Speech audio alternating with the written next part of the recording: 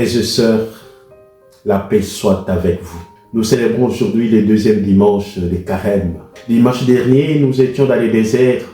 Le Seigneur nous entraînait comment résister au mal, comment résister aux tentateurs.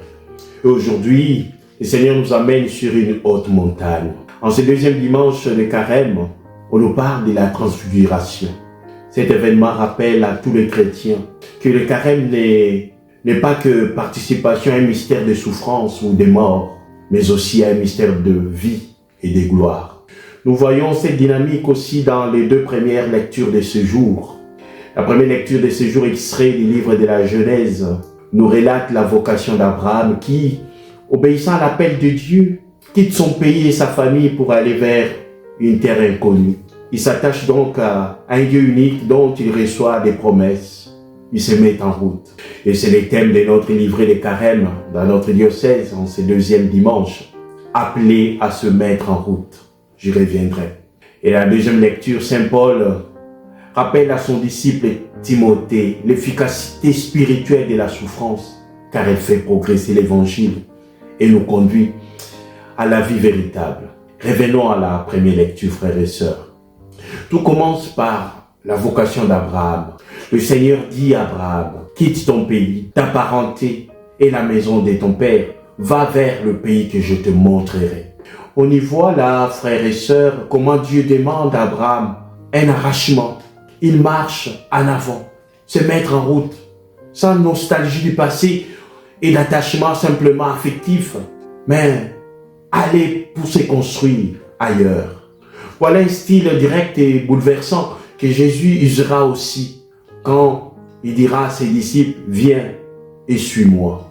Abraham obéit avec un acte de confiance, car il ne sait encore où il va, car Dieu a dit, va vers le pays que je te montrerai. Le pays n'est pas encore désigné, mais voilà, Dieu veut le rassurer. Il lui fait une promesse, je ferai de toi une grande nation, je te bénirai, je rendrai grand ton nom, et tu deviendras une bénédiction, je bénirai ceux qui te béniront. Frères et sœurs, à ces vieillards sans enfants, à ces chefs d'un clan nomade, est annoncé un avenir glorieux et prospère. Il est un véritable vagabond vers un pays étranger. Mais ce vagabond devient un nomade, en marche, un nomade de Dieu. Il se met en route pour se construire en Dieu. Et notre thème du livret des Carême en ce jour nous parle aussi de se mettre en route, appelé à se mettre en route. Et toi, quel appel de Dieu t'a remis en route? Quels sont les obstacles qui t'empêchent de te mettre en route ou de te remettre en route? Qui dans ta vie t'a déjà motivé à avancer?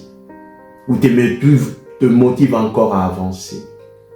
Prends ton temps pour y réfléchir. Allons à la deuxième lecture de ce jour, frères et sœurs. Cette seconde épître à Timothée. Il s'agit du dernier écrit de Saint Paul, car il est prisonnier à Rome. C'est sa captivité la plus sévère. Il est enchaîné comme un malfaiteur. Timothée, à qui Paul écrit cette épître, est son ancien et très fidèle collaborateur.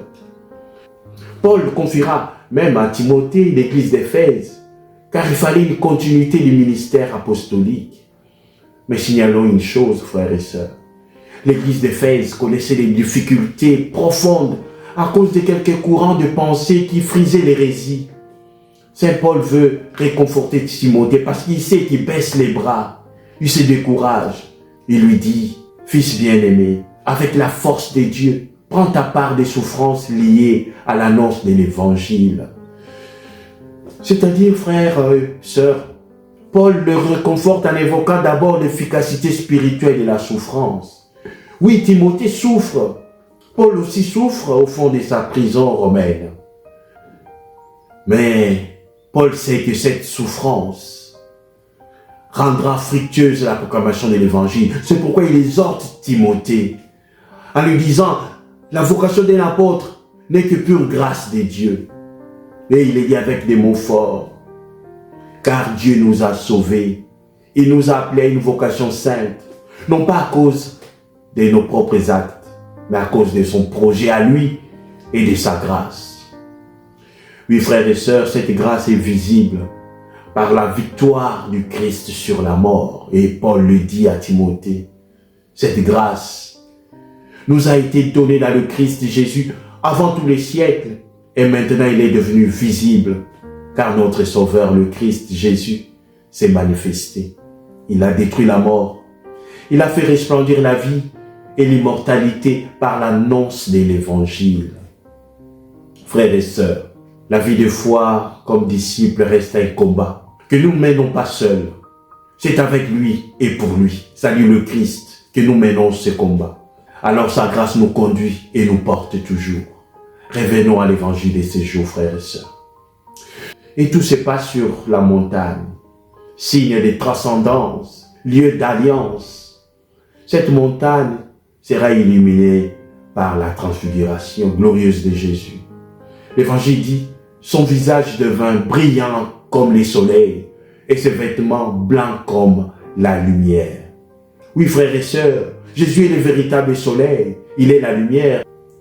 Cette transformation physique de Jésus révèle que son être de chair est lié à l'être même de Dieu et montre que la mort n'aura pas de prise définitive sur son corps. C'est l'anticipation de la résurrection.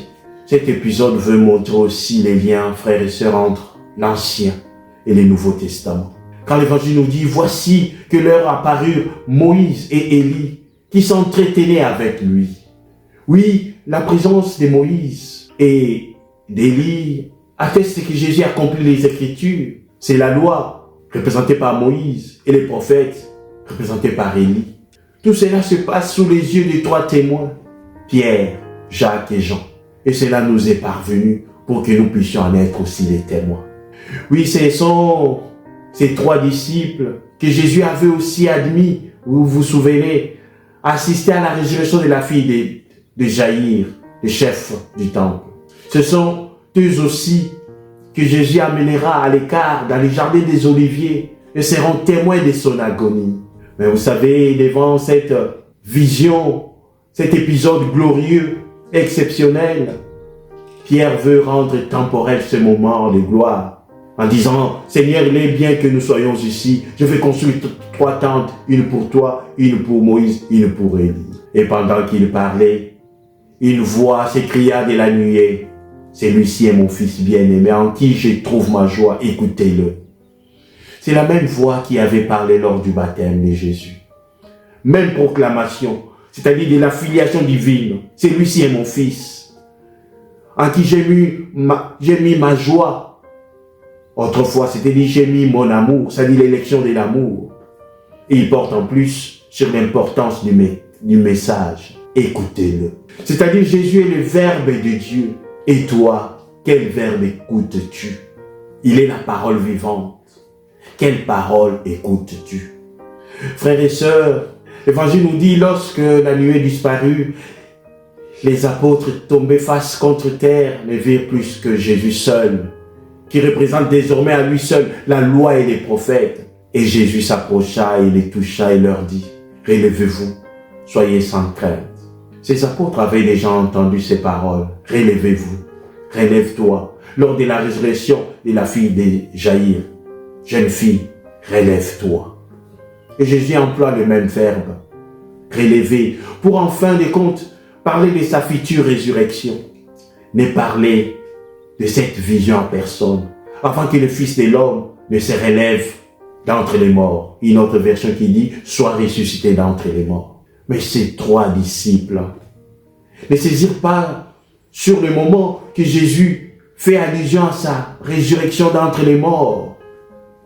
Plus tard, ils comprendront pourquoi Jésus a fait d'eux des témoins de la résurrection de la fille de Jaïr et de la transfiguration.